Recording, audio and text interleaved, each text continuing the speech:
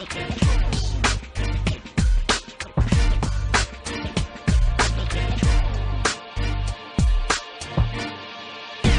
noches, barranqueñas y barranqueños.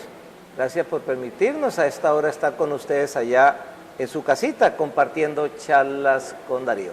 Agradecerle también al portal de noticias de opinión barrancabermejavirtual.com que de manera permanente sube nuestro programa. Igualmente al canal de internet barrancabermejavirtualtv.com, quien también a esta hora en directo pueden ver nuestro programa. Aprovechando precisamente que inició el Congreso de la Industria de Petróleo, la 8ª versión del Congreso de la Industria de Petróleo, hemos invitado precisamente a uno de los conferencistas más importantes que hizo presencia en dicho Congreso, en la 8ª versión. Y hablamos del español Juan Verde, especialista en todos los temas de internacionalización de empresas, estrategia y sostenibilidad. Juan, buenas noches, qué rico tenerlo aquí en Charlas con Darío. Es un placer, Darío. Háblenos un poquito antes de tocar varios temas. Primero, ¿quién es Juan Verde? Pues muy buena pregunta, la pregunta que nos tenemos que hacer todos continuamente, quiénes somos, ¿no? Yo me considero una persona luchadora, salí de las Islas Canarias, de donde soy, a una muy temprana edad, y he vivido la mayor parte de mi vida en Estados Unidos, donde he desarrollado mi carrera profesional, y hasta hace poco fui parte de la administración del presidente Obama, donde trabajé en el Departamento de Comercio, y yo me considero simplemente una persona, un ciudadano del mundo y un luchador. ¿Cómo se llega a cumplir ese sueño americano? Aquí en Latinoamérica, en Colombia se habla mucho, pero cuando uno se pone a averiguar la vida de Juan Verde, pues ve que una persona de origen humilde que sale no de una ciudad importante de España, llega a codiarse con lo más poderoso del mundo, no solo también con Obama, sino que lo veo mucho en la tendencia demócrata en los Estados Unidos, también con Bill Clinton, con Hillary Clinton, el vicepresidente Al Gore. ¿Cómo hace para uno llegar a ese nivel? Pues yo siempre digo que a mí nadie me tiene que convencer de que existe el sueño americano. Yo me fui a una muy temprana edad, con 15 años, y a base de trabajo, yo creo que también tiene mucho que ver con el sistema norteamericano, que cree en la meritocracia. No importa quién eres, no importa de dónde vienes, no importa cómo te apellidas, lo importante es lo que estés dispuesto a dar al proyecto, a tu comunidad. Y en ese sentido yo creo que me encontré un caldo de cultivo perfecto en Estados Unidos, como inmigrante, como han hecho muchísimos colombianos y muchísimos barranqueños y barranqueñas en Estados Unidos, que han llegado con muchas ganas de comerse el mundo. ¿Cómo llega a Obama? Pues yo sorprendentemente empecé a trabajar para Hillary Clinton. En el proceso de primarias hubo una pelea entre Hillary Clinton y Obama para conseguir la nominación del partido. Yo empecé con Hillary. Cuando Hillary abandonó, tuve la gran fortuna de que el equipo de Obama me pidió que me uniese a su campaña, y fue así como me incorporé. ¿Qué tal es Obama como persona? Pues yo creo que es una persona que pasará a la historia, francamente, como uno de los presidentes, intelectualmente hablando, más preparados y sobre todo más inteligentes que ha tenido Estados Unidos en mucho tiempo. Y a nivel personal, lo que yo admiro de él es el hecho de que se siente igual de cómodo hablando con un presidente que con la persona o el señor que le limpia la oficina. Y esa capacidad de llegar, de empatizar, lo hace para mí un ser humano francamente admirable. Usted hablaba por ahí en alguna parte de virtudes y habilidades que hacen a los líderes que sean únicos. ¿Cuáles son esas virtudes y habilidades que tiene hoy el presidente Obama?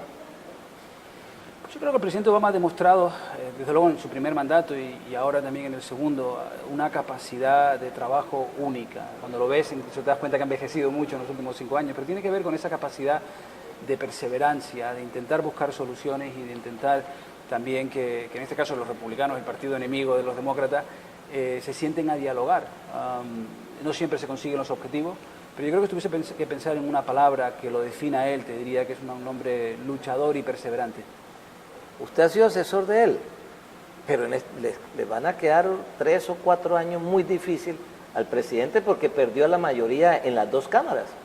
Efectivamente, le quedan 2 años y medio aproximadamente de mandato y van a ser muy difíciles porque en las últimas elecciones de hace 2 semanas el Partido Republicano logró también ahora ya tener mayoría en el Senado, lo cual le va a atar las manos al presidente y va a tener que actuar a través de los decretos presidenciales. Mañana se va a anunciar precisamente, mañana viernes se va a anunciar el hecho de que el presidente va a llevar a cabo la reforma inmigratoria, pero tiene que hacerla limitado por lo que le deje hacer su capacidad como presidente, pero desde luego no va a estar ratificado por el Congreso y eso le quita continuidad al proyecto.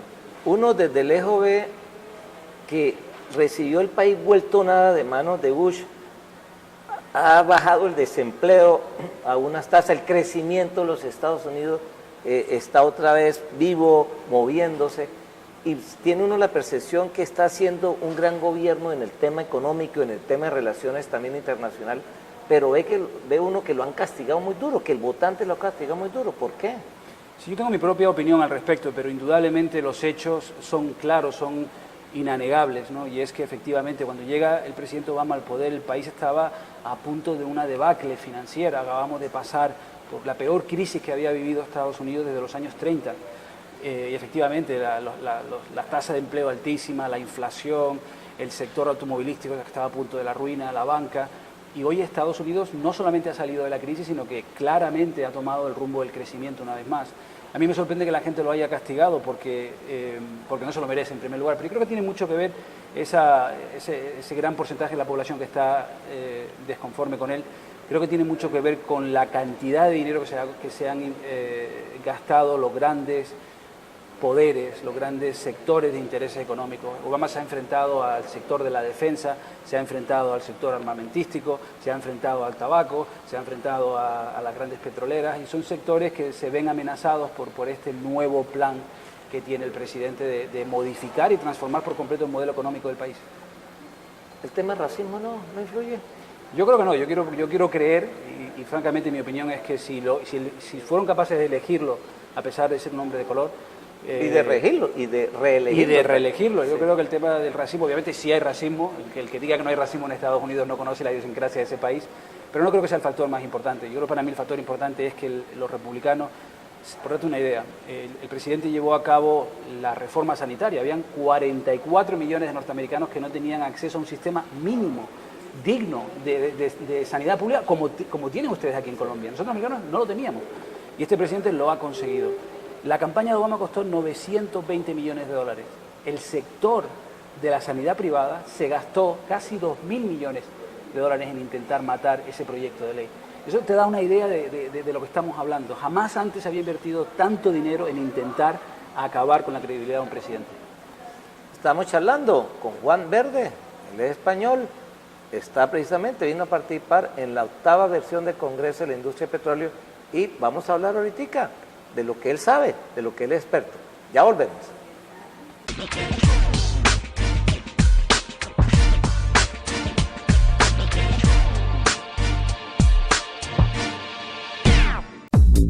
Y 21 de noviembre, 8º Congreso Prospectiva de la Industria Petrolera Colombiana, Modernización y Logística, Nuestra Sostenibilidad. Mayores informes, Cámara de Comercio de Barrancabermeja. Medcol Limitada, servicio atornillado por control numérico computarizado, CNC convencional, fresado, taladro, metalizado y babitado y soldadura TIN-MIN. Ubíquenos en la calle 71, avenida 25 de agosto, número 1977, Barrio La Libertad. Metrología y Servicios, centro de entrenamiento especializado sobre trabajos en altura, capacitación, entrenamiento, asesoría técnica y todo lo relacionado con montajes y trabajos en altura. Visítenos en la calle 72 1969. Comuníquese al teléfono celular 310-343-6270.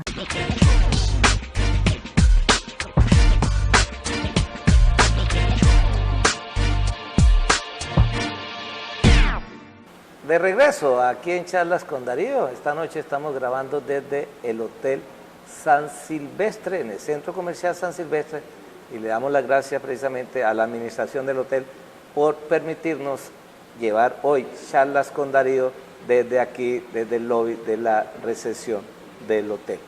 Estamos precisamente con uno de los conferencistas de la 8ª versión del Congreso de la Industria de Petróleo que organiza la Cámara de Comercio, el español Juan Verde. Ya nos dijo que llegó muy joven a Estados Unidos a cumplir ese sueño americano, y hoy es experto en todo lo que tiene que ver con sostenibilidad, lo que tiene que ver con estrategia empresarial.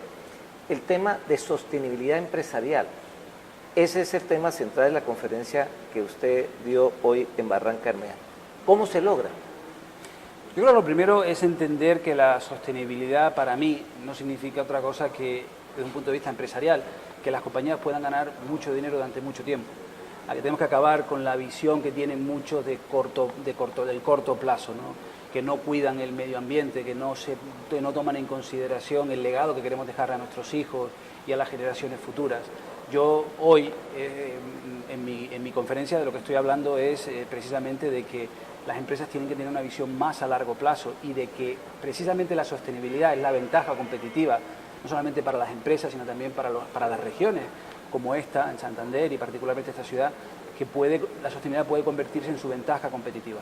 ¿Cómo lograr sostenerse uno en ese mundo globalizado? ¿Cómo ser que las empresas, sobre todo colombianas, puedan permanecer en los mercados internacionales por mucho tiempo? Yo creo que lo principal es apostar por la innovación. Hoy el mundo lo tiene muy claro y es que sabemos que las economías que logren ganar la batalla de la innovación serán los grandes poderes económicos del siglo XXI. ¿Qué quiero decir con eso?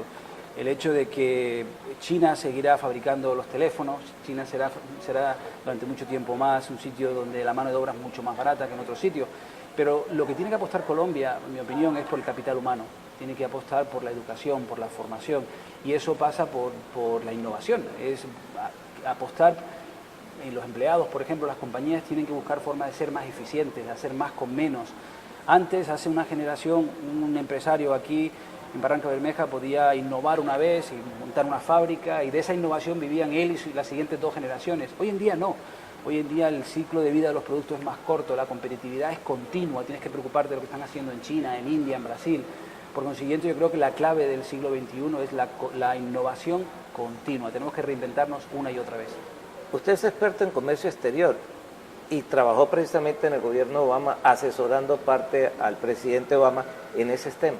Desde allá, desde el gobierno de los Estados Unidos, ¿cómo ve al sector empresarial colombiano? ¿Cuál es la percepción que se tiene?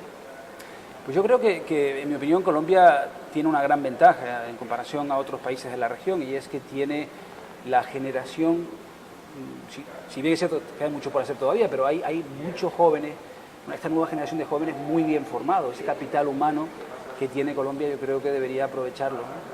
Mucho más. Y desde luego se ve como un país que va por la vía correcta desde un punto de vista macroeconómico. Los indicadores del país son muy positivos. Yo creo que tiene una asignatura pendiente y esas reformas estructurales, ¿no? Hay que apostar una vez más por la educación más a largo plazo, hay que buscar más equidad y la transferencia hacia las clases medias y bajas que tienen que mejorar su condición.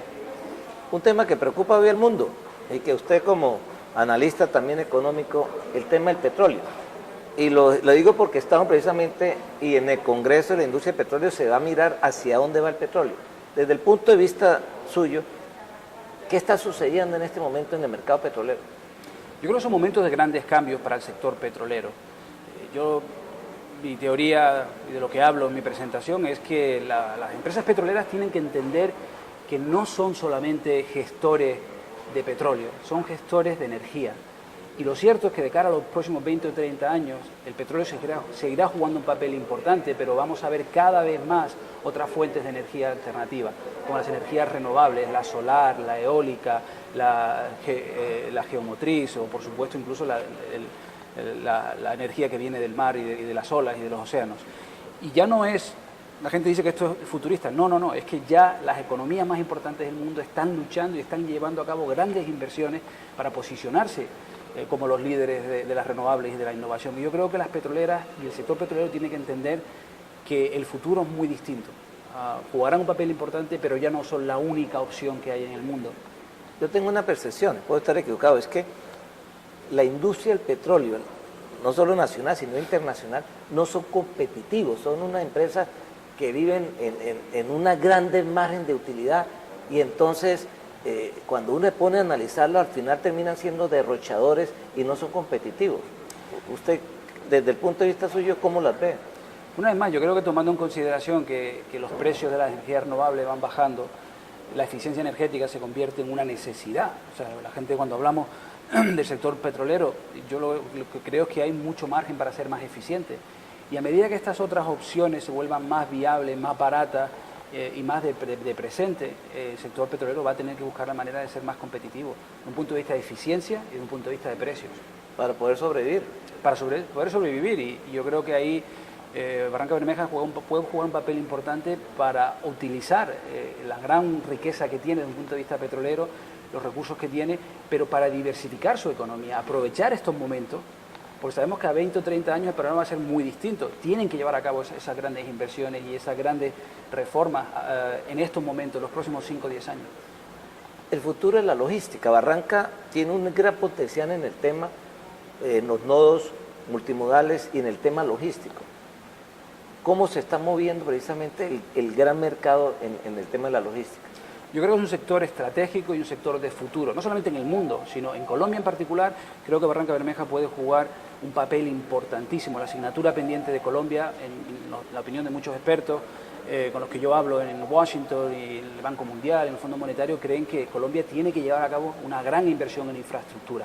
Carreteras, volver a recuperar la navegabilidad de sus grandes ríos, el ferrocarril o, por supuesto, las grandes carreteras y viaductos que permitan sacar la materia prima, las riquezas que tiene el país del interior a las costas. Pero tenemos un atraso muy grande en eso. Pero tienen que llevarlo a cabo, es la asignatura pendiente de este país, y ahí esta ciudad puede jugar un papel importantísimo como hub, como nudo, como centro logístico de distribución.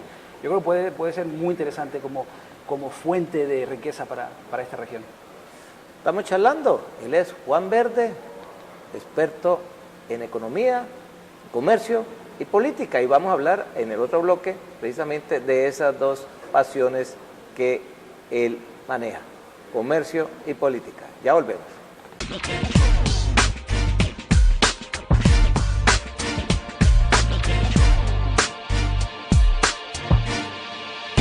Medcol Limitada, servicio torneado por control numérico computarizado, CNC convencional, fresado, taladro, metalizado y babitado y soldadura TIN-MIN. Ubíquenos en la calle 71, avenida 25 de agosto, número 1977, Barrio La Libertad.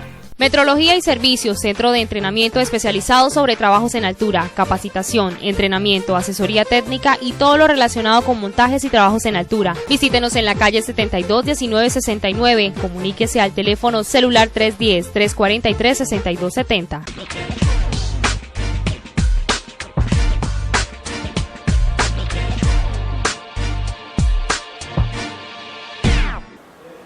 De regreso esta noche en Charlas con Darío, charlando con el asesor económico y político, el español Juan Verde, quien también le trabajó para el gobierno del presidente Obama. Juan, ¿cómo hace para combinar los dos temas? Uno generalmente, cuando me puse a mirar quién es Juan Verde, lo describen en todos lados, asesor económico y político. Y uno generalmente, esos dos temas van por aparte, o sea, ve uno que hay asesores económicos y hay asesores políticos. ¿Cómo combina usted esas dos especialidades? Sí. Pues efectivamente yo creo que hay una percepción, una opinión errónea de que el político tiene que ser político y el economista tiene que ser economista, pero en mi opinión lo uno y lo otro tienen que ir de la mano. Yo creo que para los políticos sería muy importante el que en algún momento en su vida fuesen empresarios o trabajasen en el sector privado, que entendiesen las necesidades y las dificultades del sector privado. Y por otro lado también creo que para el economista o incluso para el empresario debería también entender la visión que tiene un político. Toma decisiones de manera muy única, no siempre pensando en la rentabilidad, no siempre pensando en lo que es mejor para la empresa. Hay otros factores de las consideraciones. Entonces yo creo que el verdadero asesor, en mi opinión, es el que entiende la política y la economía, puesto que sin una visión mucho más transversal y universal de los dos conceptos no se puede tener una visión objetiva. En el 2013, me puse a investigarlo, en 2013 usted publica un libro, Soñar es poder. ¿Qué es soñar y qué es poder? Pues jugué con esas dos palabras porque a lo largo de mi carrera profesional he tenido la gran fortuna y el honor de trabajar con personalidades muy interesantes como Bill Clinton, Hillary Clinton, el ex vicepresidente de Estados Unidos Al Gore y posteriormente Obama. Y para mí, Kennedy también. Sí, efectivamente, con el senador Kennedy y otros políticos americanos. Y me puse a pensar sobre cuáles eran los denominadores comunes de estos grandes líderes. Y al final llegué a la conclusión de que hay tres grandes ideas. La primera es que todos y cada uno de ellos sienten una pasión enorme por lo que hacen. En segundo lugar, que están dispuestos a asumir riesgo continuamente sin temor al fracaso. Y en tercer lugar, algo que puede sorprender, y es que todos y cada uno de ellos sienten la necesidad o incluso la obligación de devolverle a la sociedad o a su comunidad, de intentar hacer todo lo posible para ser solidarios con los demás, entendiendo que el éxito no es nunca algo individual, que se lo debemos a nuestros familiares o a las personas que han luchado para que nosotros tengamos las oportunidades que hemos tenido. Por lo menos en mi caso ha sido así, ¿no? Y entonces el soñar es poder en el sentido de que para mí tienes que tener un sueño, tienes que pensar a lo grande, a ser valiente y saber que al final depende de ti. O sea, hay factores controlables e incontrolables, pero los controlables son los que tú puedes de alguna manera u otra cambiar. Usted describe, dice, soñar es entender que los límites no existen. Pero la gente a veces en Colombia castiga mucho al soñador. Sí, y no solamente Colombia, hay otros países también que sí, que la gente incluso, yo creo que castigan al soñador y castigan también al que fracasa.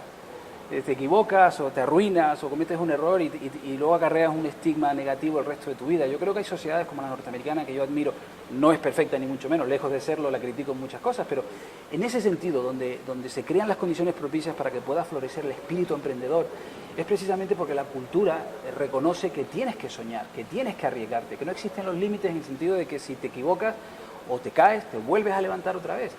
Te ayuda la sociedad, te ayuda el gobierno. Un hecho, por ejemplo, muy sorprendente, y es que en Estados Unidos hay una ley de bancarrota. Pero cuando una persona se arruina, por ejemplo, después de 7 años, por ley, las instituciones y los bancos y todo el mundo tiene que hacer borrón y cuenta nueva. Y vuelves a empezar de cero otra vez. Y yo creo que es positivo, es un ejemplo simplemente de cómo el sistema te ayuda. Pero sobre todo culturalmente. Le preguntas a un niño de 7 años que quiere ser mayor y te dice emprendedor o empresario o con una sonrisa, de oreja a oreja, y probablemente en otros países no, vamos buscando un trabajo, un sitio, una fuente de ingresos estable, y no nos atrevemos a soñar y a entender que el mundo, al fin y al cabo, es de los valientes. Usted también trabaja mucho el tema del liderazgo avanzado, que creo que es así que lo llama.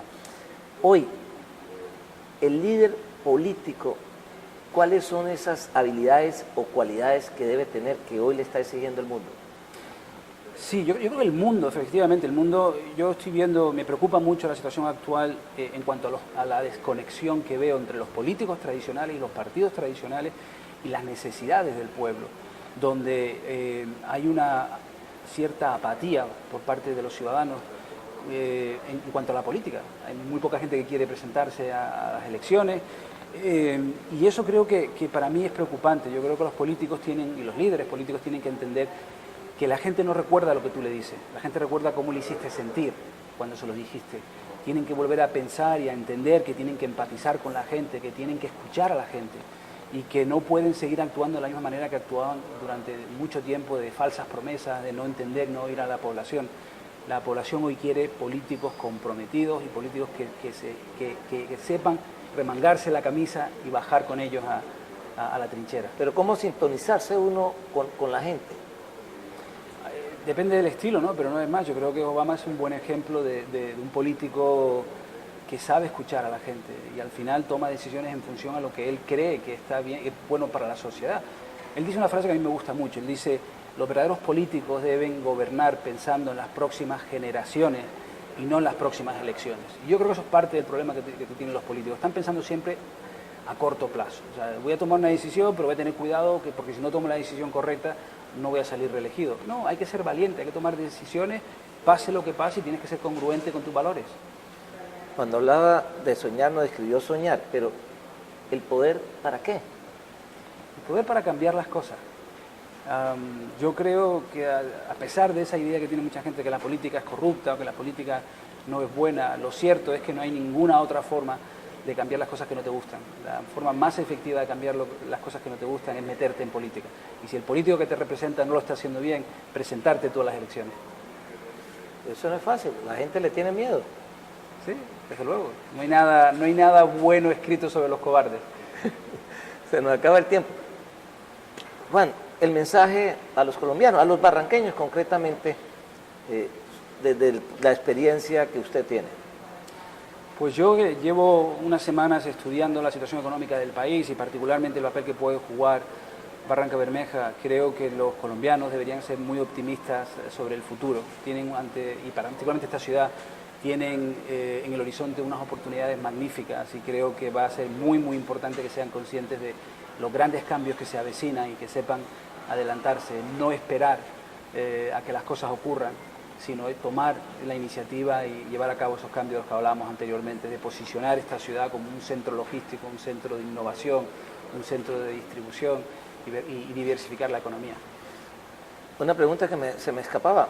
Si usted le pudiera mandar hoy un consejo al presidente Santos, que estamos en el proceso hoy, en un momento tan crítico en el tema de los diálogos de la paz, ¿qué le diría? Que persevere y que no se olvide de que hay muchísimo en juego. Llevo mucho tiempo en política para saber que no me gusta emitir opiniones negativas sobre los presidentes ni sobre los gobernantes, pero más que una opinión sobre lo que debería ser, sí diría que piense que esto es una oportunidad histórica para el país y que ojalá se llegue a algún tipo de acuerdo para que finalmente vuelva a haber paz en este país. Bueno, Juan, mil gracias. Realmente un placer haberlo tenido en Barranca, haberlo tenido aquí en Charlas con Darío y ojalá pues esa enseñanza que nos dejó hoy en la conferencia y aquí en Charlas con Darío, pues aprendamos de esos temas que tratamos hoy. Nosotros nos vemos en más Charlas con Darío. Chao, chao.